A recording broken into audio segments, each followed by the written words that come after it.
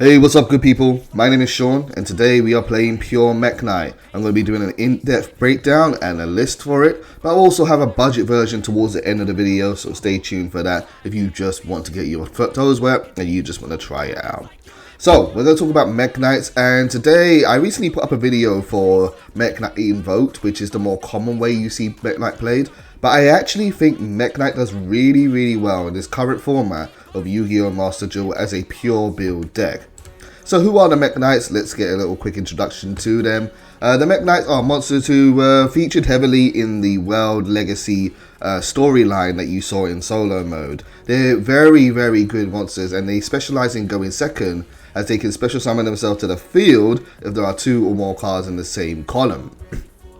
Now, what makes pure Mekk-Knight a little bit more unique is that we focus a little bit more not just on the name of Mekk-Knight, but also on using cards that are World Legacy. And these cards are actually very powerful in this current format. And with cards such as World Legacy Secret, you can almost have your own version of a skill drain, where you can constantly negate your opponent's monster effects and grind them out and break their boards. So I actually think the build is really good.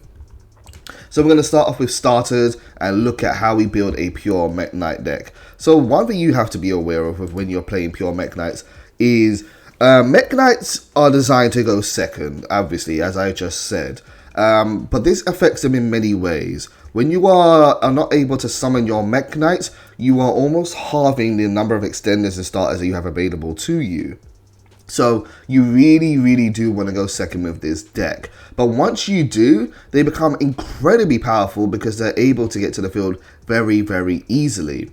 I'm going to start off with the main one, Purple Nightfall. When he is on the field, you can quick effect banish it to target one Purple Nightfall, one Mekk-Knight monster on the field, banish that card, and then add any Mekk-Knight from your deck to your hand. It's your deck's main searcher, and because it's a quick effect monster, it's a lot like Sky Striker Ace Array, where it can dodge a lot of harmful effects, and it's very annoying to get rid of this card. Then we are playing 3 copies of Blue Sky, and when this is summoned to the field, you can add Mekk-Knight monsters from your deck to your hand equal to the number of your opponent's cards in the column. Often you will only get 1 monster with this, but if they have a monster and a spell in the same column, or maybe even in the extra monster zone, you can get 2 to 3 cards overall. So it is very good. Now, a really good starter for this deck is Gersu the Orcus Mekk-Knight, the hybrid between being an Orcus monster and a Mekk-Knight monster. This card is not so great as an extender, but as a starter, but it has really good extender effects. When it is normal summoned, you can send 1 World Legacy card from your deck to your graveyard. That main target would be World Legacy World Chalice. This is not a starter card, it's an extender, but I'm just showing it here to you to explain how Gersu works. Then, if you control no other monsters, you can special summon 1 World Legacy token, a normal monster token, to both players' fields. Now this is really good because by putting a monster on your opponent's field, they can't use cards like Infinite Impermanence or Psyframe Gear Gamma against you because they have a card on their field. But then what's also great is that you can use that token as material for a summon such as Link Reaper, and then you have 2 effect monsters on the field to be able to link climb and go into a variety of different extender plays, which we'll talk a little bit more about later on, but you can see them here down below. Then we're playing 3 copies of Pot of Prosperity. This deck does not really rely on this extra deck, so you can afford to banish a couple of cards to be able to excavate some from the top of your deck in order to add the key cards you need. And then we got World Legacy Memory, one of the best starters in the game in my opinion, but also is kind of an extender as well. It's a quick play spell, and you play it to special summon 1 Mekk-Knight monster from your hand or deck in defense position, but return it to the hand during your end phase. You are locked into summoning Mekk-Knight monsters for the rest of the turn, and you can only activate 1 of these, but it is so easy to use, and there are very few cards in Yu-Gi-Oh! That can just immediately special summon a monster directly to the field. So this is very powerful, and it's what I think really helps this deck out quite a lot. We're now going to look at extenders for the Mekk-Knight archetype, and this is where things get really good, because Mekk-Knights by default are very powerful extenders. So first of all, let's get a couple of easy ones out of the way. We have the best extender in the game, Max Z, draw into the cards that you need by punishing your opponent for special summoning. Gersu. So Gersu, like I said, can make really good 2-card combos thanks to its token generating effect. And so what you can do with Gersu is summon your token, make Link Karibo, and then you've got, actually you don't even need a Link Karibo for this one, and then you can make a card like Mekk-Knight Morningstar. Mekk-Knight Morningstar says, with this card as Link Summon, you can discard one Mekk-Knight monster or one World Legacy card to add a World Legacy card from your deck to your hand. This is really good because you can search out things like World Legacy Succession, a Monster Reborn effect, or you can search out another World Legacy Memory to get more monsters from your deck, or you can even search out really good cards like World Legacy Secret, which is a Call of the Haunted and a Monster Negate all in one. Similarly to this, you can also do the same thing almost with Lib, the World Key Blade Master. She cannot be summoned if you don't have a World Legacy card in your graveyard, but that's really easy to accomplish. And plus with Gersu, you're going to be sending one monster to the graveyard anyway. Then, for free, you can set one World Legacy spell or trap card directly from your deck. But if you don't have a World Legacy monster in your graveyard, it cannot be activated. Again, fulfilling that requirement is very easy thanks to World Chalice. But then even if you don't, you can set your trap card or your World Legacy Memory spell card and use them during your opponent's turn. So Lib is a very good plus card and is a really good link too. Both Lib and Mekk-Knight of the Morningstar are fantastic extender links for this deck. But because Gersu is also an Orcus monster, you can also use Gersu and a token that's been turned into Link Karibo as an effect monster to go and make Galatea, the Orcus automaton. Now, we're not really using her effect, but because she is a Orcus Link monster, you can then go and make out Dingersu. And Dingersu can then be used later as a stepping stone to go into Divine Arsenal AA Zeus Sky Thunder. It is a really easy to do combo, and these two have great removal effects, so it is a very powerful one card engine, and I just wish we had more copies of this card available to us. As specified, World Chalice, Legacy World Chalice is an extender. Mainly you're using it because it's a World Legacy card, and also during the main phase, if this card is in your graveyard, you can banish this to add any World Legacy card from your deck to your hand. Very good searcher, very good extender, can search out a memory, search out succession, search out a key, you can search out a secret, and they're all very powerful cards to go off on. Blue Sky is a good extender, and then Blue Sky can search out other really good utility cards as well as Purple Nightfall, including cards like Mekk-Knight Indigo Eclipse, who can move himself from one column on the field to another, so then you can use that empty space to summon another Mekk-Knight monster. And you might want to summon something out like Yellow Star, who is a spell and trap removal card by banishing one Mekk-Knight monster from your graveyard to destroy a spell and trap card in that column. Red Moon is the opposite to this, that destroys monsters in the column, so these are two good searchable forms of removal that also function as extenders. Now what works really nicely is our spell and trap extenders. Well, Legacy Succession, as I mentioned, is a Monster Reborn style effect, but it summons to a zone a Link monster points to. This is really easy to do with things like Link Karibo pointing down, but then also Mekk-Knight of the Morningstar having 2 arrows pointing diagonally down, and then Lib having 1 pointing to the bottom left. Very easy to do, so you can just make a Morningstar, then make a Lib, and then go into a Link 3, or even some situations, even make a Link 4, thanks to World Legacy Succession. Then you have World Legacy Key. World Legacy Key and World Legacy Secrets have Floodgate style effects. World Legacy Key, when activated, can add one banished Mekk-Knight or World Legacy card and add it to your hand. So that is really good to combo with Purple Nightfall, where you use this effect, banish it, and then add it back to your hand immediately. And then also, this card, while it's on the field, says negate any opponent's trap effect that activates in the same column as a Mekk-Knight monster you control. Being that this card is searchable and you can just immediately negate trap effects is very good. Not so good that you depend on it, because trap cards aren't always the most common things you see. Of course, there are decks like Eldritch out there, which this works really well against. But World Legacy Key is pretty good overall, and I think it's worth having at least one copy in this deck. Memory works really nicely with cards like World Legacy Key as an extender, because you can put a Mekk-Knight into a column that a trap card has, or eventually we'll talk about Secrets, which is the same column as a monster, so that can actually act as a negate by just summoning a monster to the field, because your cards will be live. So it works well as an extender too. And then there's World Legacy Secret, a card I really love playing in this current format. When this card is activated, you can target one level 5 or higher monster in your graveyard, special summon it. Then when this card leaves the field, destroy that monster. Normal Call of the Haunted style effect. But then it says negate any monster effect that activates in the same column as a Mekk-Knight monster you control. This is really good because throughout your turn, you can easily get multiple negates. You could do Well Legacy Secret in response to a monster, summon something from the graveyard. Then, if that monster happens to be Indigo Eclipse, or you have a Well Legacy Memory, you can then use Well Legacy Memory to negate the effect of another monster, and then summon an Indigo Eclipse. And then Indigo Eclipse can move a Mekk-Knight during your opponent's turn to another column, so you can negate at least another monster with that. So you can get a lot of value out of cards like Well Legacy Secret and Well Legacy Key because they're very good negates. And they also function as extenders too. Other extenders that we can talk about in the extra deck here are, of course, Gersu is so versatile. It can make many monsters like Nightmare Phoenix. But then we've also got things like IP Masquerena that work really, really well in this deck. Where during your opponent's main phase, you can do a link summon using monsters you control. But that monster you link summon cannot be destroyed by your opponent's card effects.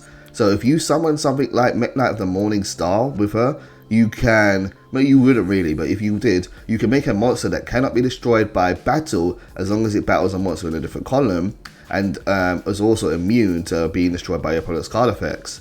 But it also gets better. You can use her with cards like Lib and send her to the graveyard, which has a removal based effect that says if this card is link summoned and sent to the graveyard as link material, you can shuffle one card on the field into the deck. IP can also be used to summon cards like Nightmare Phoenix or Nightmare Unicorn, which can get rid of more cards on the field. So you can use IP Masquerena with a Lib, get rid of one card on the field, summon out a Nightmare monster, and then get rid of another card on the field during your opponent's turn. And then that monster you summon will be immune to destruction. But what works really nicely with IP is when she summons out really big monsters like Mekk-Knight Crusadia Avramax or Access Code Talker or even Mekk-Knight Spectrum Supreme. Mekk-Knight Spectrum Supreme has protection effect that says it cannot be destroyed by card effects if this card in the extra monster zone points to no monsters and your opponent cannot target it. Whereas Avramax says while this link summon card is on the field, your opponent cannot target this card with card effects. Also, their monsters cannot target monsters before attacks, except this one. Combine that with IP's immunity to destruction, and this guy is very, very hard to get rid of. And then you've got things like Access Code Talker, which is a good removal card, but having a 4,300 to 5,300 monster on the field that cannot be destroyed by card effects is really, really good. So you've got a lot of great options to use IP Masquerena as an extender for this deck. There is, of course, also Dingersu that can work as an extender because Dingersu has protection from being destroyed. When a card on the field will be destroyed, you can attach one material from this card. And then, because this card is very likely to survive the battle phase, you can then use it as an extender to go into AA Zeus, which can then get rid of a whole bunch of cards your opponent controls thanks to its effect. There's a lot of flexibility in the extra deck here. There's a lot that you can do with your extenders. Now, you've probably already heard me talk about a lot of these cards because what's so great about the Mekk-Knight engine is that there's a lot of overlap in terms of removal, but just to point them out again, things that can lead into removal, Gersu can go into any Link 2, so you can go into Nightmare Phoenix, you can use Mekk-Knight Morningstar, you can make Lib that can do removal, and then you can go on from there. You can make Galatea quite easily, and then go Dingersu, get rid of one card on the field by sending it, and then go make Zeus for later on. Gersu is a great removal option. Mekk-Knight Red Moon and Yellow Star can destroy monsters and spell and traps respectively. And then we've got a couple of board breakers, we've got Harpies, Double Lightning Storm, and then we've got Forbidden Droplet, which is kind of a negate, but it helps you break boards as well. Because your monsters have high attacks, by halving their attacks and negating their effects, you can almost, quote unquote, get rid of those monsters via battle after you've negated their effects and resolved Forbidden Droplet. Other removal things to point out here, of course, we have our Blackluster Soldier, Soldier of Chaos. This can be easily made in this deck, although I don't often use it. And if this monster is summoned with a level 7 or higher monster's material, your opponent cannot target it with card effects, and it cannot be destroyed by card effects. And then, if this card destroys an opponent's monster by battle, you can banish one card on the field. Very, very good, easy to use removal that doesn't target. Avramax also counts as removal. If this card leaves the field and is sent to the graveyard by an opponent's card, you can shuffle one card on the field into the deck. So it's kind of like Lib in the same kind of way where it's non-target removal. And then of course it's Access Code Talker, one of the best link foils in the game, can destroy cards on the field and your opponent cannot respond to your activations for doing so. So there's a lot of removal options. Now let's talk about protections and things that Mekk-Knight can do to stop your opponent and interrupt them from playing the game.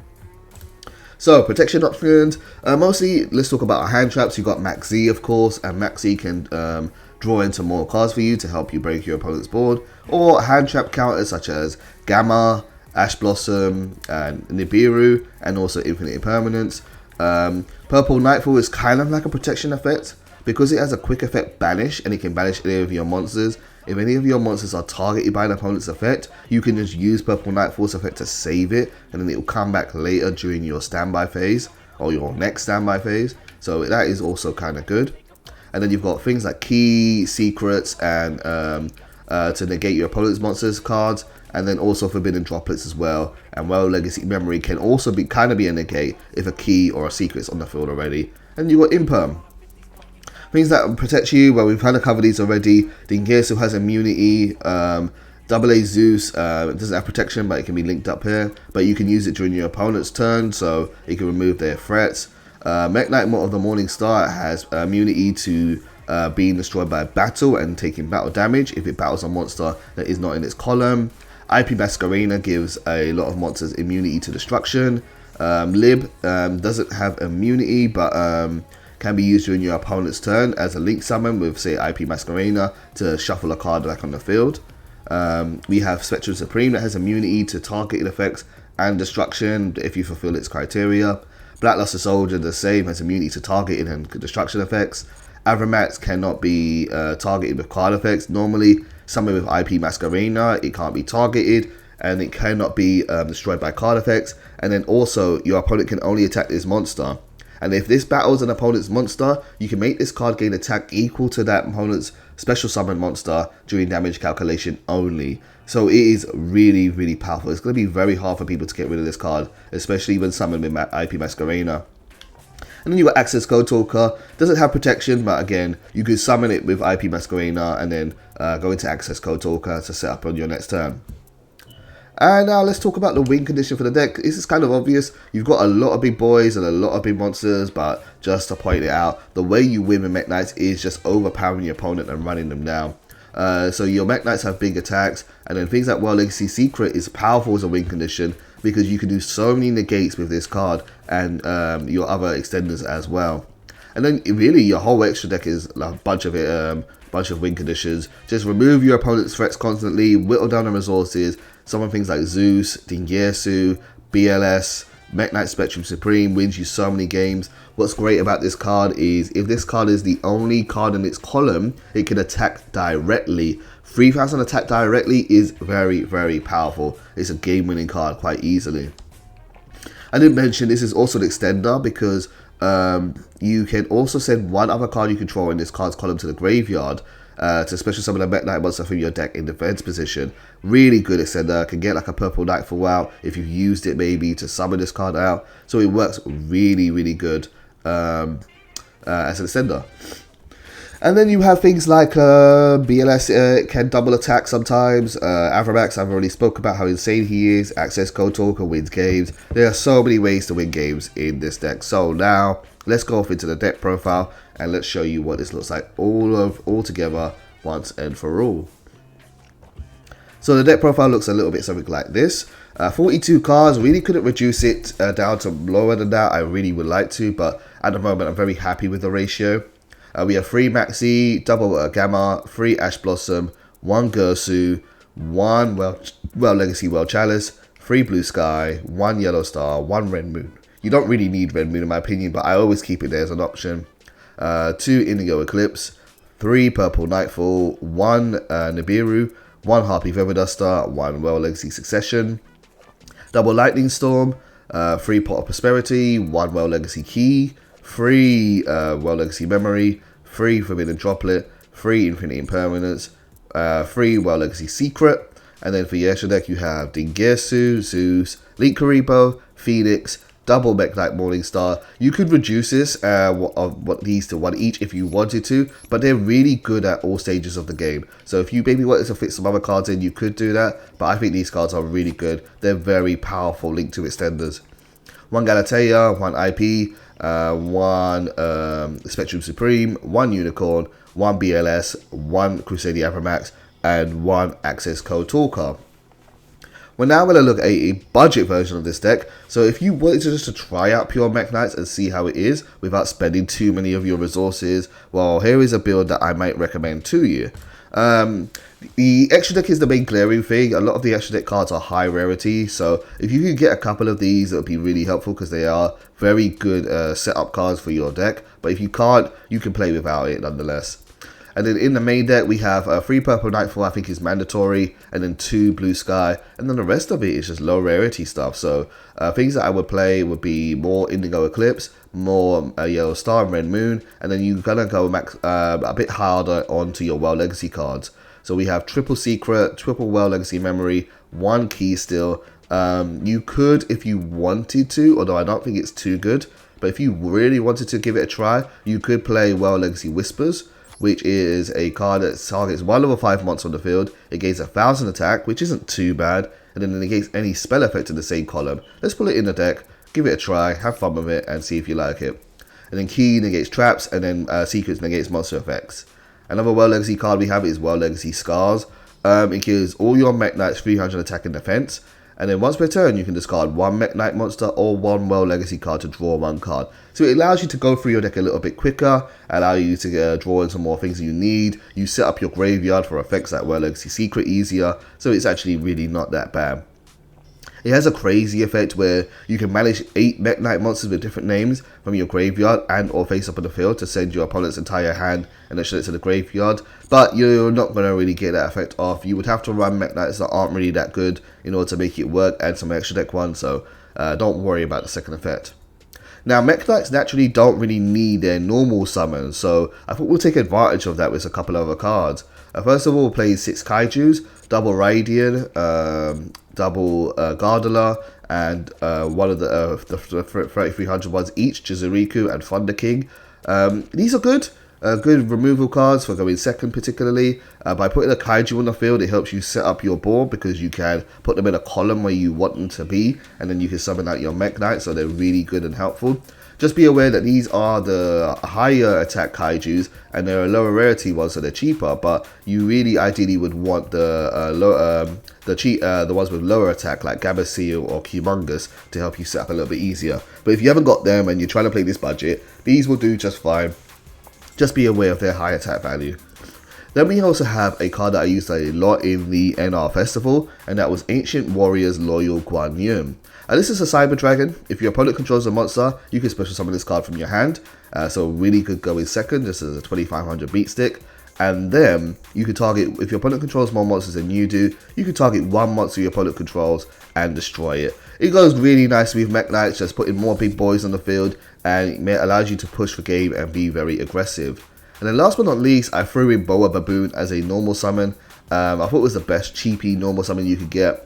If this card is normal or special summon, you can draw 1 card, then place 1 card on from your hand either on the top of the deck or the bottom of the deck. And then if this card is destroyed by battle or card effect, you can special summon any number of Boa Baboons from your deck. So it's okay, it's not really that great, but it's cheap, you know, so it's really affordable to use. And then you've got MST for spell and trap removal, and you've got things like Forbidden Chalice. So that is Mekk-Knight in a nutshell. We're now going to go into some gameplay and replay. I think this duel was quite long, but this was me playing against one of the most competitive decks in the format, so I thought it would be worth at least seeing some of it, and that is going to be a versus Tri-Brigade. So I'm just going to load up the video. Give me a moment while we do that. This is me still building, and yeah, here we are.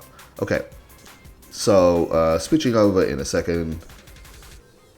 And here we are. Okay, so this is me playing pure Mekk-Knights against Tri-Brigade. He chooses to go first, which is very, very common in the current format. Just going to make sure we've got audio. We have got audio. Let's turn that music off, and then we've got our video game audio. So, lots of decks in this current format want to go first. Drytron likes to go first. Eldritch, Tri-Brigade, biggest decks, Ignista, biggest decks in the game right now want to go first. So, having a deck that goes second is very ideal. Now, when I built this deck, the idea is that you draw into multiple board breaking cards or hand traps in your opening hand. And so this hand is actually really good because we've got Ash Blossom as an interruption, Nibiru, Harpy Feather Duster for going second, and then we've got a Mekk-Knight that can be summoned to the field, and also a Gersu who can pretty much turn into so many cards thanks to his amazing effect. So I used Ash Blossom there to negate Nerval's effect in the graveyard, so he could add another Tri-Brigade from his deck to his hand. I don't know if that was the perfect place to do it. I think maybe saving the Ash for Bear Broom might have been better to negate that, because that is when they search out the Revolt. But if they went into an Appaloosa as their 5th summon, then it makes it a little bit more awkward, and your Ash Blossom could be negated. And they do play Appaloosa quite a bit. Anyway, my opponent has summoned out multiple monsters thanks to Ferrigit and also his Link. And now he's going to go into a Link 3, which tells me he's not going to go for Appaloosa, which you should almost always go into Appaloosa. And he's now actually going to make Tri-Brigade Bear Broom. Now, thanks to Ferrigit, it's going to allow him to draw 1 card and then put 1 back. And so he's got 3 monsters on the field right now. So I think I'm pretty safe, because the only card that can stop me right now from blowing up his field is going to be an Appaloosa. And he doesn't have the materials to do so. Except now he's using Fractal's effect to do another Link summon. Pardon me, 1 second. Having some delicious coffee there. So Fractal is going to summon out Ancient Warrior's Oath, and this card is really good during the opponent's turn as it can bounce cards on the field. So we're going to use this as a good time to play the Nibiru, get rid of his whole board, and then we're going to summon the Nibiru out and give him a token. When you make your token, always try to make it somewhere that's going to obstruct more Link summons. So I like to put it underneath an extra monster zone, and always put your monster in attack and your token in defense, unless you know that monster is going to have a very, very high low attack and a very high defense, which can happen sometimes against like XE based decks. But yeah, no, blow up their field. They did get Revolt, so we know the face down is Revolt, and we have an Nibiru on the field. Now, Tri-Brigade Revolt is a very good card in the sense that it can summon out a Shurig, and a Shurig can banish any card on the field without targeting. So we're going to try and bait this out early in the game to make it less effective so it doesn't interrupt our combo. I think there's a little bit of a thinking here, so I'm going to fast forward a little bit. So I played Harpy Feather Duster, he plays Revolt, and we're going to chain Maxi because Revolt is going to summon twice, and so we'll be able to draw some cards thanks to Maxi. He's thinking a little bit about what to do, and I think we then resolve. And so he's going to summon his 4 monsters, typical Tri-Brigade stuff. And then I drew a card, I drew it to Infinite Impermanence, and now he's going to go off for his Shurig. And Shurig is going to be on the field, really good boss monster, and it's going to banish 1 card on the field after it resolves. I drew into a Legacy World Chalice, which I really didn't want to do. I want to send it with Gersu, so drawing into it is kind of a break. But hey, that is fine, we can make it work. And then he's going to banish a card on the field. And then because he sent a bunch of cards in the graveyard, they're also going to resolve. So Kit is going to send something to the graveyard. Nerval is going to add something to his hand. We got to pay attention to what it is. If it's a Fractal, I'm not really too worried about it. But if it is a Kuraz, then it might mean that he has another monster and he got a Kit. So he's probably going to normal summon Kit in the next turn and then try to trigger its effect later on. And then he obviously got rid of Nibiru. So we're now going to normal summon off Gersu, and Gersu is easily a great starter. Unfortunately, we cannot. We can use the effect to send a card to the graveyard, but our best target's in our hand. So I was just gonna activate it to send maybe a World Legacy card to the graveyard. Like, I guess in this situation, I would probably send a card Pure Secrets to the graveyard just to get so that we don't draw into it, because it can be searched out. But unfortunately, our opponent has effect failure, and that is going to negate the Gersu. That's really unfortunate, because I really wanted to use the Gersu's other effect in order to make more tokens on the field and then pop off from there, but that's not going to happen. So we're now going to go into our Mekk-Knight plays, and this hand isn't that great at the moment, but we can make it work, and we can we can get some stuff out of this. So I'm going to now make a column using Infinite Impermanence and then summon out Mekk-Knight Red Moon. Unfortunately, I don't have a Mekk-Knight in the graveyard, otherwise I would definitely pop that Shurig with Red Moon's effect. But what we're going to do now is we're going to go and make a... We could have done one of two things. We could have gone for Galatea and then gone into Dingirsu and then gone into a Zeus, which is a really good option. And actually... both that would have done fine, because you could have summoned Dingirsu, and then Dingirsu's effect would have happened to send 1 card to the graveyard, so that would have got Shurig, and then Kit would have been summoned to the field, and then while he's trying to build his board again, we could have used Zeus to wipe the whole field. But I'm going to go for Mekk-Knight of the Morning Star instead, because this is going to allow us to get even more extenders and link up higher, rather than just going into an XE monster. So we're going to summon out Mekk-Knight of the Morning Star, and we're going to discard World Legacy card to search out another card. So we're going to get rid of this one. This is better also because it sets up our plays for the future, as we're going to get a card like World Legacy Memory, and that's going to be added to our hand. Going to fast forward a little bit. So we're going to play World Legacy Memory, and now we're going to go and get our Purple Nightfall. Purple Nightfall is going to hit the field, and then we're going to use Purple Nightfall's effect to banish itself, and then add a Mekk-Knight monster from our deck to our hand. This is really good because Purple Nightfall will come back in the standby phase of my next turn, so it hasn't gone away forever, and we haven't lost anything by doing this. And in fact, we're going to go plus because we're now going to get a copy of Blue Sky, who's going to be summoned out to the field, and then Blue Sky is going to trigger. Blue Sky's effect allows us to add one card from our deck to our hand. That is a Mekk-Knight monster, and so we're going to go ahead and grab an Indigo Eclipse. But right now I can't summon out Indigo Eclipse because I don't have an empty column. Actually, I do. There's a column over there. My mistake. So we've got Nibiru and Morning Star in a column, so we can summon out Indigo Eclipse. But I'm actually thinking, am I going to do that now? What I then decide to do, I'm thinking, am I going to go for Spectrum Supreme? But no, I'm actually going to go for a Link 4 instead. And so we're going to keep on going forward a little bit further just to speed this up. And I summon out another Morning Star. And the reason why I did this is just so that we had two monsters on the field that were summoned from the extra deck in order to make a Link 4. And that is the requirement for field to make Mekk-Knight Crusadia Avramax. Now, Mekk-Knight Crusadia Avramax is going to hit the field. And he is a very, very good boss monster. So we have Avramax on the field plus a negate. And so we're going to do a bit of damage here. We're going to swing over Shureg. Shureg he will then trigger his effect. Oh, let me go back and show that bit.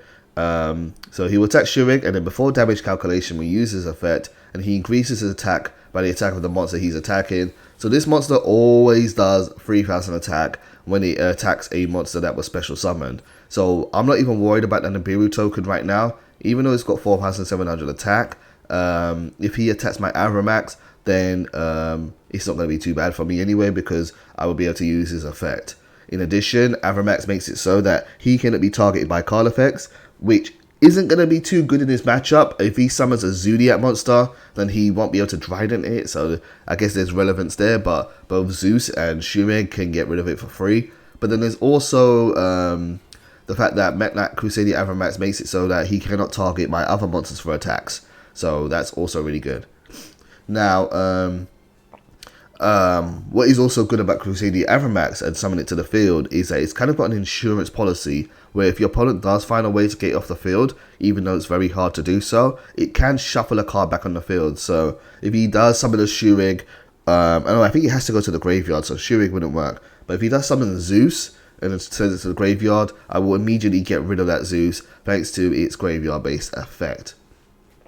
Opponent sets one card to the field, and this is good because now I know the only monster he has to start his play right now is Kit, so he has to use the effects to get it going. Now Kit does have two extender-based effects, so we will be able to negate one of them, but by doing so, it'll be less effective. So let's speed this up a little bit, because he did take a while to think in this moment here. Yeah, okay.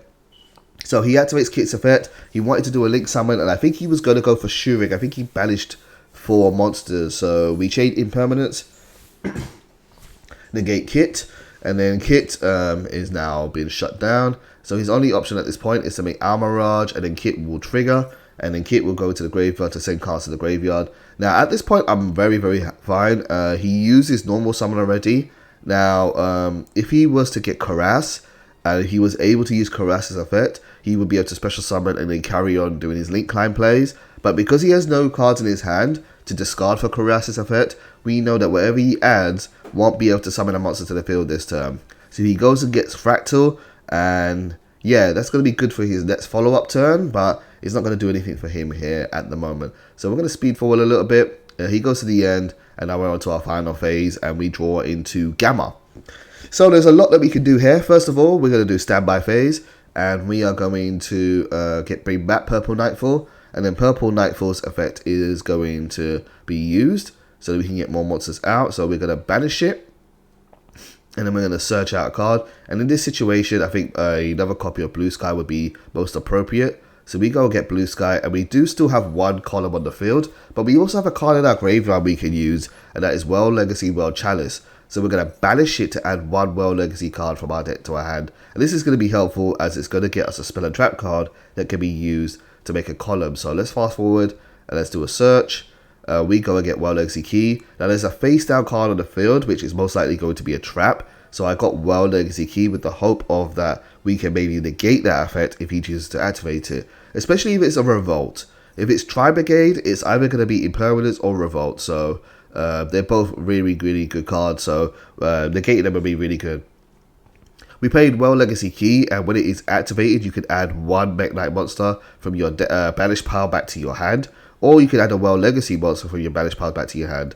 In this situation, I went for Purple Nightfall just because I haven't summoned it this turn. So I know I can summon it again and be really aggressive against my opponent.